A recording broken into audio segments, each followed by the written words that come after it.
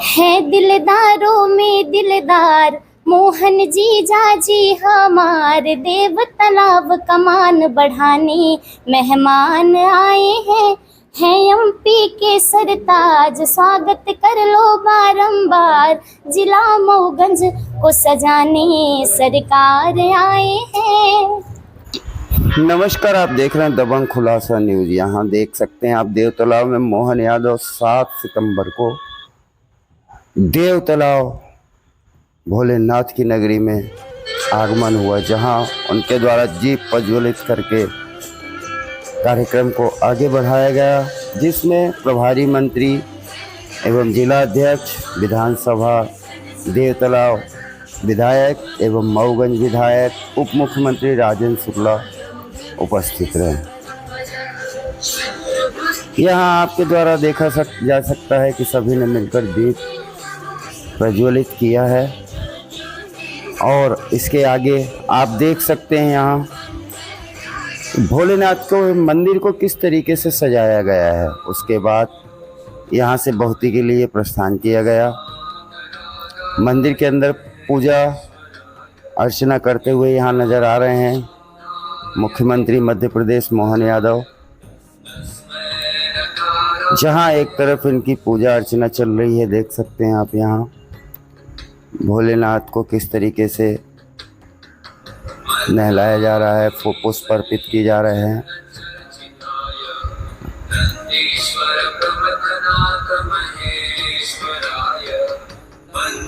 जहां एक तरफ इनकी पूजा अर्चना चल रही थी, वहीं दूसरी तरफ यहां आपके द्वारा देखा जा सकता है कि पूर्व विधायक सुखेंद्र सिंह बन्ना चाक मोड़ पर किस तरीके से अपने काफिले के साथ मुख्यमंत्री का घेराव करने पहुंचते हैं। यहां आप देख सकते हैं काफ़ी भारी जनसंख्या के साथ बैरिकेड तोड़ा जा रहा है, जिसमें यहां आप देख सकते हैं पुलिस बल ज़्यादा मौजूद न होने के कारण कांग्रेस कार्यकर्ताओं ने बैरिकेड को तोड़ दिया। काफ़ी मशक्क़त के बाद और तहसीलदार और अधिकारियों की मिन्नतें करने के बाद सुखेंद्र सिंह बन्ना आगे क्या बोलते हैं सुनाते हैं हम आपको। हम सामने अपने बातों को रखा, चाहे हमारा पशु की बात नहीं, चाहे आपके हाथ की बात नहीं, और चाहे आपके फटी अपराध की बात नहीं, चाहे पत्रकारों के अपराध की बात नहीं हो, चाहे नौजवानों के अपराध की बात नहीं, चाहे किसानों को लाठी अपराध जाने की बात नहीं हो, तमाम तरह के मुद्दे एक हम मुद्दों को लेकर के हमने कैसे खाऊ नहीं और उसमें हम सबकी बहुत मांगे पूरी नहीं थी, अभी उनको हम पूरा किया। भाई कलेक्टर सरकारी कर रहे हैं तो इनको कोई फर्क पड़ने वाला नहीं है। भाई कलेक्टर मऊगंज ने दूसरा आदेश जारी किया कि गायों को सभी सेक्रेटरी, सभी ग्राम सहायक, सीओ और सभी लोग मिल करके गौशाला में करेंगे। लेकिन हम देखते आए हैं सभी आदेशों का पालन नहीं होगा, लेकिन इसके बावजूद उन्होंने आदेश जारी किया, ये बात सही है। लेकिन तीसरी बात उन्होंने गायों के लिए बंधन किया, लेकिन मध्य प्रदेश में खासकर मऊगंज जिले में 2 तरह के आवारा पशु हैं। 2 तरह के आवारा पशु हैं। पहला आवारा पशु गाय, गौरू, भैंस है, जिनके लिए पहले आवारा पशु गाय, भैंस, गौरू है।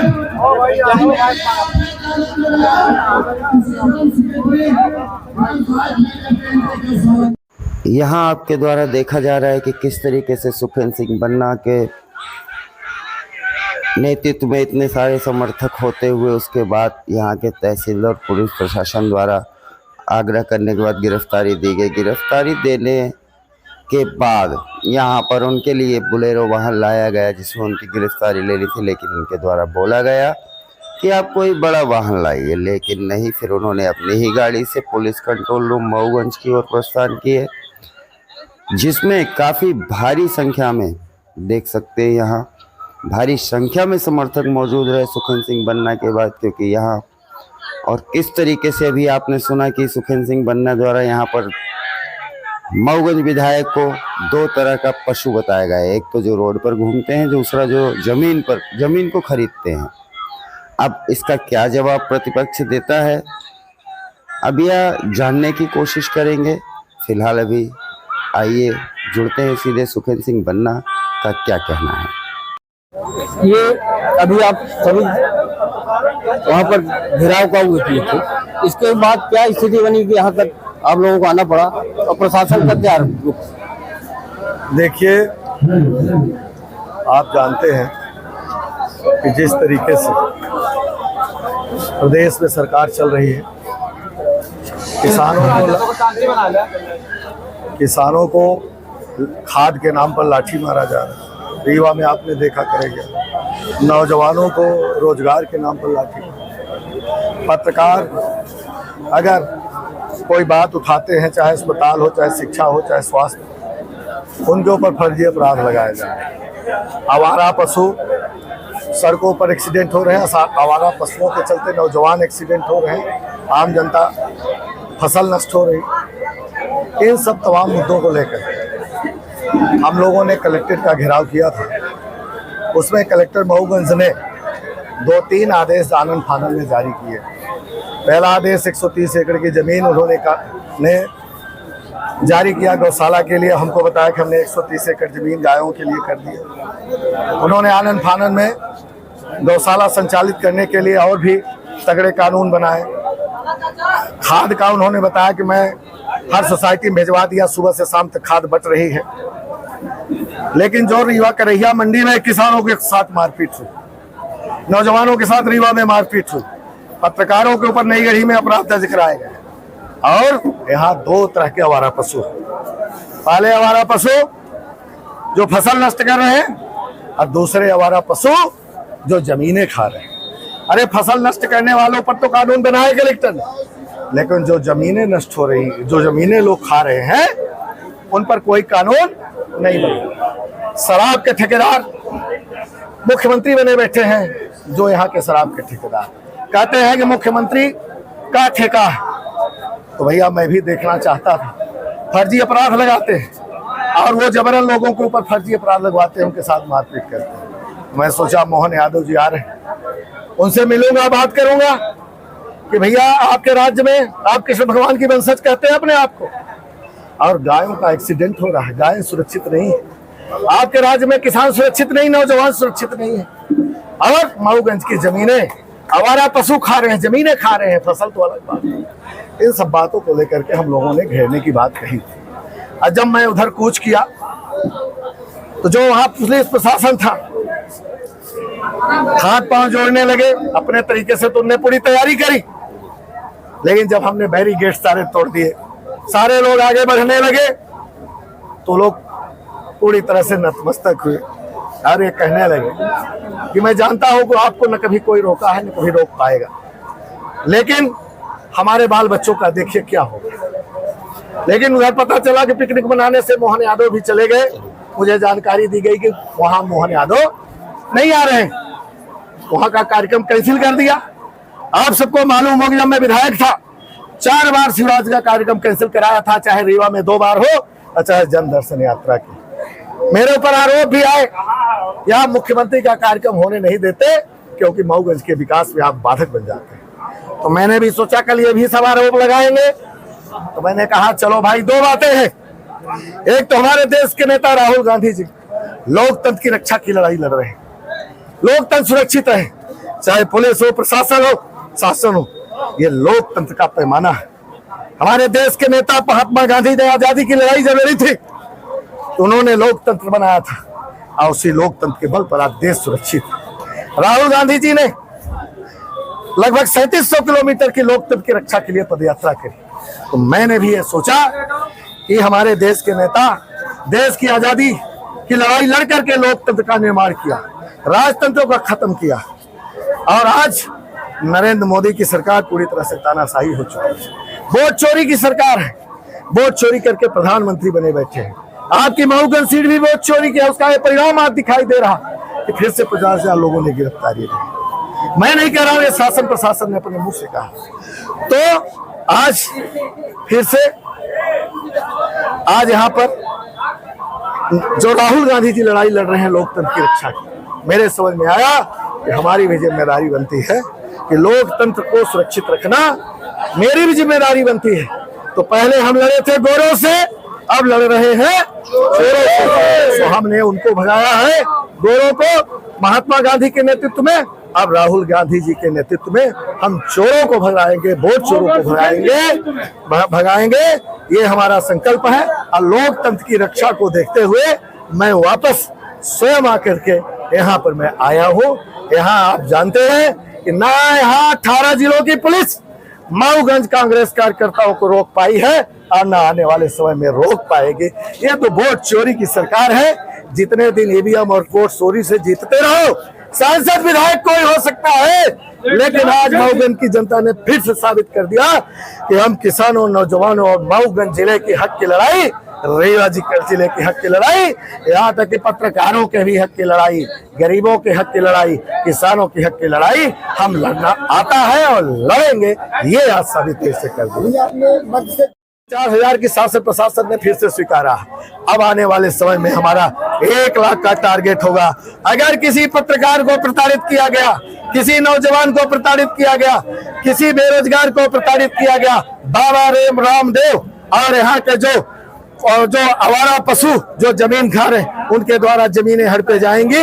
इसको लेकर के अब हम आगे जेल भरो आंदोलन करेंगे। ये मैं आपको आश्वस्त करते हैं। मऊगंज जनपद में सीओ का भ्रष्टाचार चल रहा है दादा। सीओ नहीं, सभी आप, चाहे हरमना सीओ हो, मऊगंज सीओ, नगर पंचायत के सीएमओ, नईगढ़ी सीओ, सारे अब ऑफिसों में भ्रष्टाचार का है। ये पूरी मध्य प्रदेश की सरकार शराब पैकारों की सरकार है। पूरी जगह शराब बिक रही है, नशा में है और यह लूट का अड्डा बन चुकी है। इसको उखाड़ फेंकने की जिम्मेदारी हम सबकी बनती है। हमारे बीच में जिला कांग्रेस कमेटी के अध्यक्ष आदरणीय श्री हरिलाल आदिवासी जी हैं, पद्मेश गौतम जी हैं और सभी कांग्रेस के हमारे जाबाज साथीगण हैं। उनके नेतृत्व में हम आने वाले समय में लड़ाई लड़ते रहेंगे और निश्चित रूप से सरकार को ध्यान दिलाते रहेंगे और यहाँ पर भ्रष्टाचार नहीं होने देंगे और किसी को प्रताड़ित नहीं होने देंगे। ये हम आपको आश्वस्त करते हैं।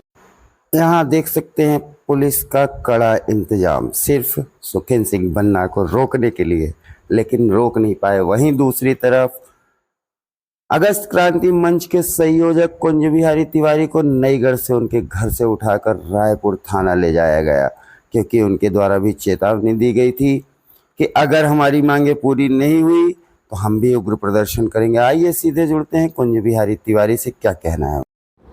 तो मैं आप सबको धन्यवाद देना चाहता हूँ कि अभी जो लोकतंत्र का चौथा स्तंभ है वो मजबूत है।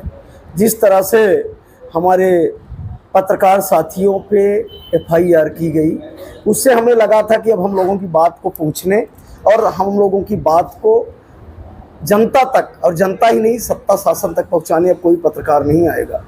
लेकिन अभी धरती इसलिए टिकी है कि सत्य है। आप सब देखिए कि ये एक पत्र है जो हमारे द्वारा 28 तारीख को कलेक्टर साहब को दिया गया था और पता चला था कि माननीय मुख्यमंत्री जी आ रहे हैं और सौगात देने आ रहे हैं। तो मेरा उनसे निवेदन करना था कि यहाँ क्यों देने आ रहे हैं, इसलिए कि 15 वर्षों से जो भाजपा सरकार ने यहाँ दिया है उस राशि पे केवल डकैती पड़ी है, डाका पड़ा है। तो मेरा निवेदन करना था कि माननीय मुख्यमंत्री जी, अगर आप जो दिए हैं, आपकी सरकार जो 15 साल से देवतलाव को, नईगढ़ी को दी है, उस राशि की आप जांच करा के और दोषियों पे रिकवरी करा दें, तो मेरा दावा है कि इंदौर से ज्यादा बड़ा महानगर ये देवतलाव बन जाएगा। जल जीवन मिशन का घोटाला, फिर ये पत्र है, आप इसमें पढ़िए कि हमारे मुख्यमंत्री आ रहे हैं। मुख्यमंत्री किसी दल के नहीं है। जब वो शपथ लेते हैं तो कहते हैं कि मैं राग द्वेष पक्षपात रहित होके संपूर्ण प्रदेश की जनता के हितों के लिए काम करूंगा। और इसी भावना से हम सब ने सोचा कि जो क्षेत्र की पीड़ा है, जल जीवन मिशन के नाम पर घोटाला, बाकी छोड़िए, नईगढ़ी जनपद में ही 150 करोड़ से ज्यादा का घोटाला हो चुका है। एक एक पंचायत में 18 खेत तालाब गायब है, जल अमृत सरोवर, अमृत धरोहर, रोड गायब हैं, खेल मैदान गायब हैं, कई बड़ी बड़ी बिल्डिंगें गायब हैं कार्यालयों में। हॉस्पिटल मांगने से क्या, मैंने सुना है कि मांगने वाले मांग रहे थे बिल्डिंगें, ये नहीं मांगे कि इन बिल्डिंगों में कर्मचारी कौन रहेगा। मांगने वाले हॉस्पिटल मांग रहे थे, डॉक्टर नहीं मांग रहे। मृदा परीक्षण केंद्र नई गढ़ी में बना था, करोड़ों का इंस्ट्रूमेंट खरीदी के नाम पे घोटाला हुआ और मुर्दा परीक्षण केंद्र बन गए, आज तक वो खुला नहीं है। बहुती के जिसमें माननीय मुख्यमंत्री जी जिसको देखने गए थे, उस बहुती के विकास के लिए 15 वर्षों में सरकार ने कई करोड़ रुपए दिए, लेकिन जो जिम्मेवार थे हिस्सेदार बन गए और विकास को खा गए। तो ये जो माग पत्र है आप सबको मैं चाहता हूं कि दिखाएं। दूसरा मेरा एक निवेदन है कि आखिर किसको डर है, जो जनता है, जिस जनता के वोट से माननीय मुख्यमंत्री जी जीते, सांसद विधायक जी जीते, उनसे मिलने से डर।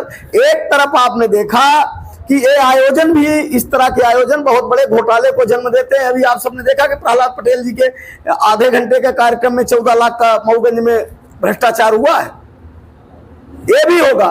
लेकिन एक तरफ जनता की नुमाइश के लिए हजारों बसें लगा दी जाती है, पूड़ी के पैकेट बनाए जाते हैं, लड्डू दिए जाते हैं। क्या जनता नुमाइश की चीज है? ताली बजवाने के लिए लोगों को ढोया जाता है।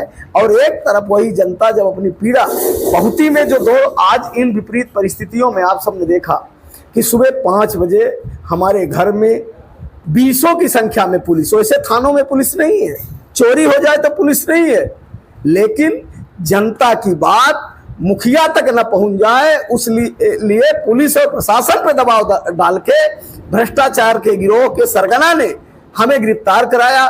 पर मैं आपके माध्यम से देवतुल्य जो जनता, देवतुल्य जो क्रांतिकारी हैं, जो जिंदा हैं, जिनके मन में जज्बात है, जो बहुत ही पहुंचे बगैर डरे बगैर रुके।